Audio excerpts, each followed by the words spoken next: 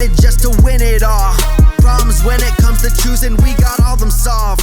Got the picks that needin' fixed, and you know who to call. Cause this the pick vault.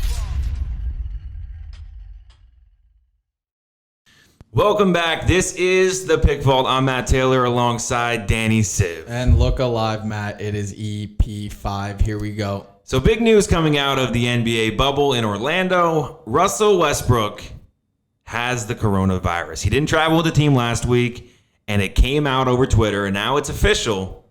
He has the coronavirus, or at least had the coronavirus, and is in recovery. He's in quarantine currently.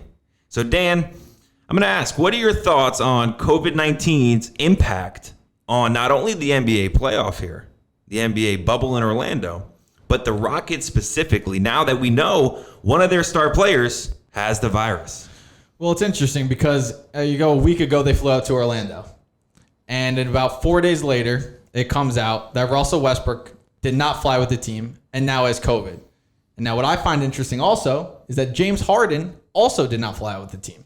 So it leads me to believe that James Harden, potentially, I'm not saying he does have it, because again, I'm not a doctor, he could have COVID because no one's heard anything from him. D'Antoni even stated kind of subtly he doesn't really know what the deal is with Harden right now. Because again, he didn't fly with the team. So it makes me believe that there's a shot that he has COVID. So Dr. Danny Siv making the call that James Harden may also have the coronavirus. Now, I hope not. Don't quote us on that. But again, talking about the impact of even just Russell Westbrook having the coronavirus, right? Because talking about it, when we look at the numbers, I was shocked. And so was I, honestly. I was shocked to find out that statistically speaking, the Houston Rockets are better off when Russell Westbrook is not on the court, right? This is just the numbers here. When Harden and Westbrook are both on the court together, they got a plus 7.7 net, meaning they beat the opponent by an average of 7.7 points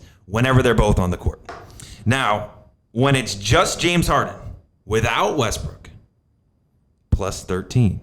So right there, they're already better without him. Now, here's the stat that got me even more confused.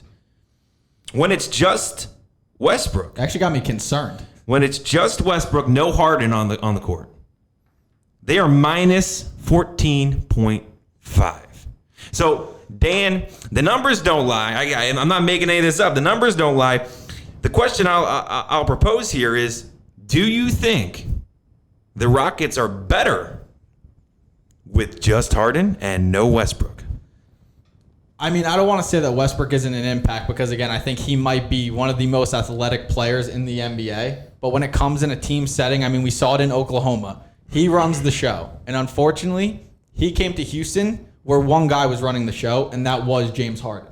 So I'm not saying that threw James Harden off, but I do not think the Rockets needed Russell Westbrook in any way as an asset whatsoever. No. I understand exactly what you're saying. The main problem, right, with Westbrook is he demands the ball, right? He has that Kobe Bryant syndrome where everything kind of goes around Russell Westbrook. I think the problem that you have is James Harden's the same way.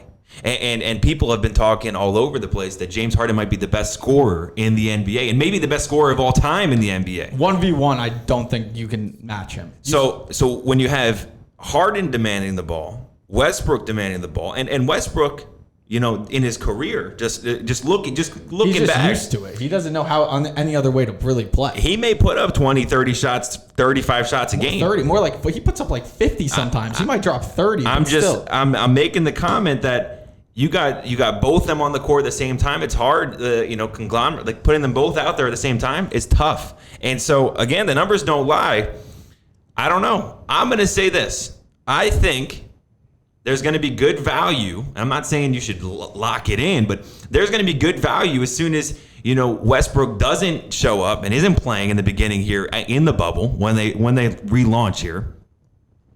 And the line will shift, and it might have already, where there is a good value in buying the Rockets, and the numbers don't lie here.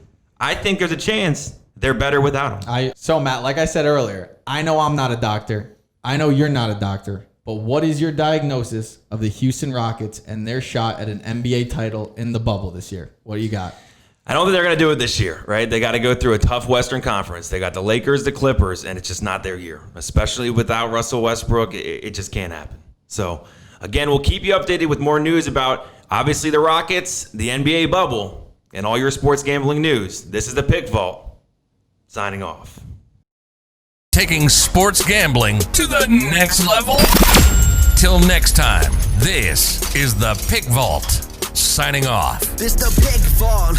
Gonna sit you down and listen to this real talk. Ain't no first or second option, this the default. Turning picks into these dollars, gonna let them fall.